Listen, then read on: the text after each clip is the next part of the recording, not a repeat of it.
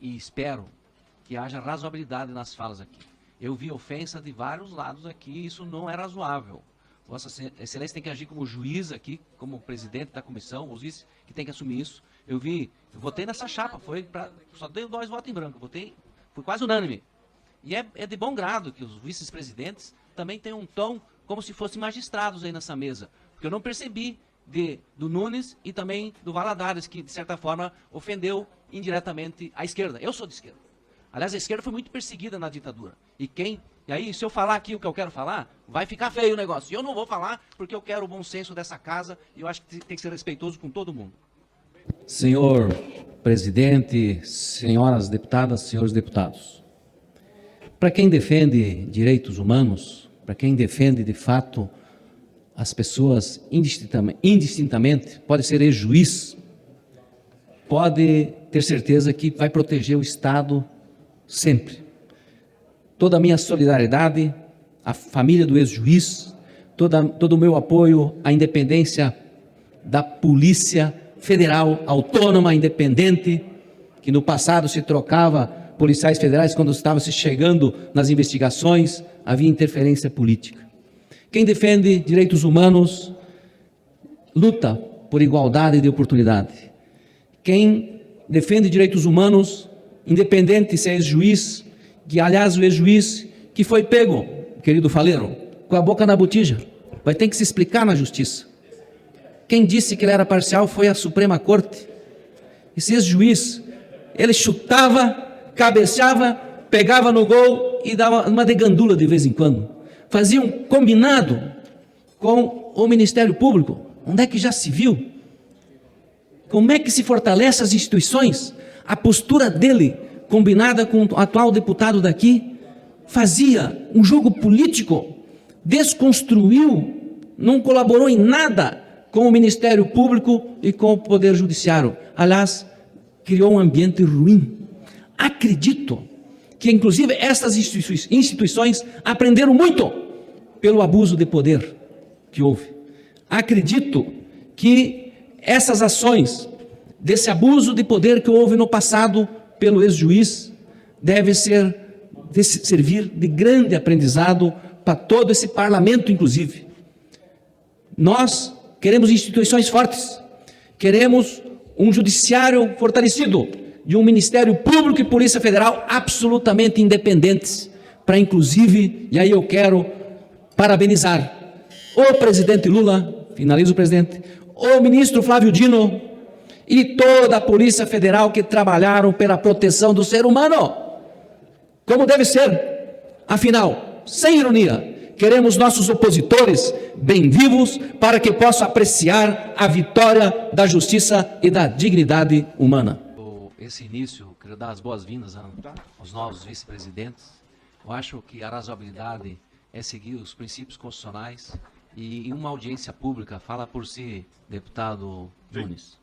A audiência pública é para ouvir a sociedade organizada, é para ouvir os segmentos organizados que tratam de temas afins, que é o caso da censura.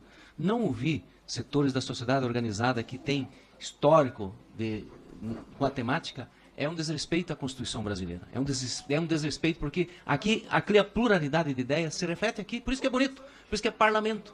Então, vejam só, por que mobilizar uma nova audiência pública para esses são contra, esses são a favor? Vamos discutir junto aqui com a qualidade do debate e a gente pode filtrar, achar a regra pertinente, porque na política a gente precisa atender a pluralidade de ideias. Se não for assim, é tapetão. Tapetão não serve. Tapetão não ajuda a sociedade organizada e nem dignifica o papel da Constituição, desta comissão permanente, que agora precisa prestar um bom trabalho.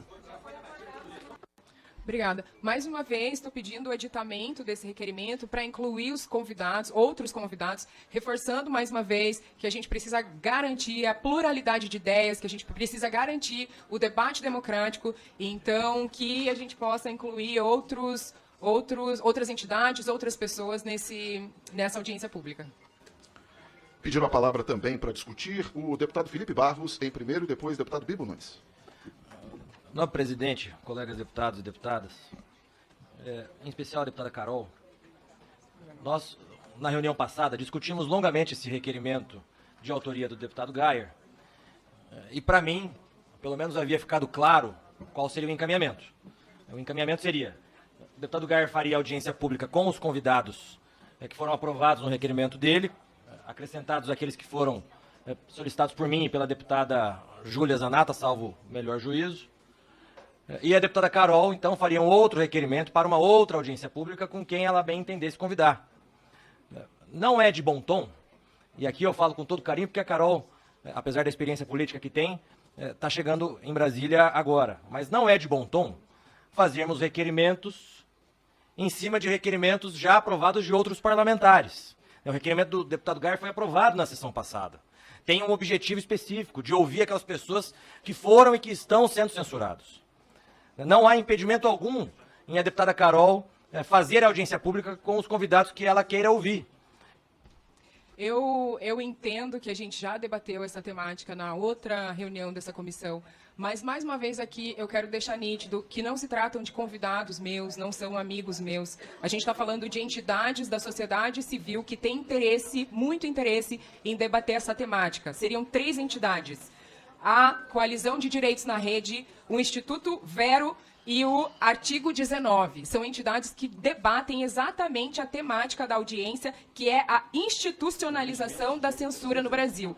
Então, eu acredito que é de bom tom, sim, que a gente possa democratizar esse debate. Isso aqui é uma comissão dentro de uma Câmara, num país democrático. Então, se a gente respeita o que isso significa, a gente pode respeitar, inclusive, a nossa Constituição, né? Eu quero também chamar a atenção aqui para o artigo 256 do Regimento Interno, que diz o seguinte: na hipótese de haver defensores e opositores relativamente à matéria objeto exame, a comissão procederá de forma que possibilite a audiência das diversas correntes de opinião. Eu gostaria também que as pessoas pudessem compreender que fechar a possibilidade de entidades da sociedade civil que têm interesse nessa temática dentro de uma audiência que é pública, que isso é um ataque antidemocrático. Isso tem que se tornar nítido aqui.